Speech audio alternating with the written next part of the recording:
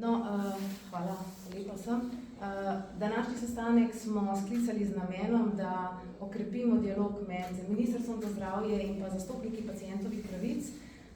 Zakaj? Preprosto zato, ker zastopniki na terenu imajo velik vpogled in pomemben vpogled v težave v zdravstvu, ki jih ni malo. In veseli nas, da je danes tekom sestanka smo dobili zagotovilo, da bo do teh rednih sestankov med njimi tudi prihajalo. Vsekakor strani varuha moramo opozoriti, pravica do zdravstvenega varstva je pravica, ki je zapisana v ustavi.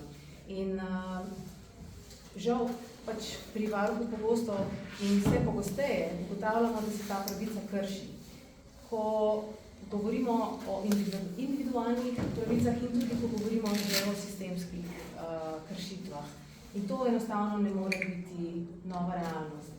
Zdaj, ko pri varuhu dobimo informacijo, da se ure in ure čaka pred zdravstvenim domom, da se vpiše k novemu zdravniku, ker nimaš svojega, da se leta čaka na specialistični pregled pri določenih specialistih, da se novorojenčke na sistematski pregled pošilja na drug konec Slovenije, ker nimajo v svojem kraju pediatra, ali pa da recimo se odpove operacija, ker ni medicinske sestre. Tukaj ne moremo govoriti o ničemer drugem kot o kršitvi pravic. In ko pot do zdravnika postane daljša, pa pot do same diagnoze, potem se moramo vprašati, kako je naravnan ta kompas, ki ga imamo. Vsekakor pozdravljamo ves trud, ki se že vlaga v te spremembe, ker dejansko so prepotrebne.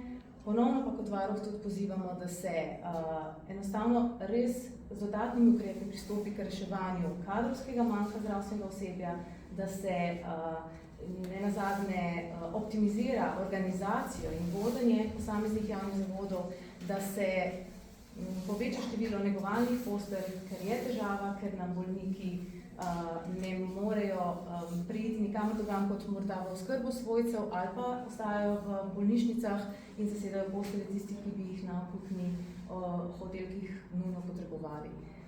Vsekakor pa bi želeli opozoriti tudi na nadzore, ki v tem trenutku, zunanji nadzori, mislim, da se vzpostavi za novo agencijo, da se čim prej ti nadzori učinkovito izvajajo.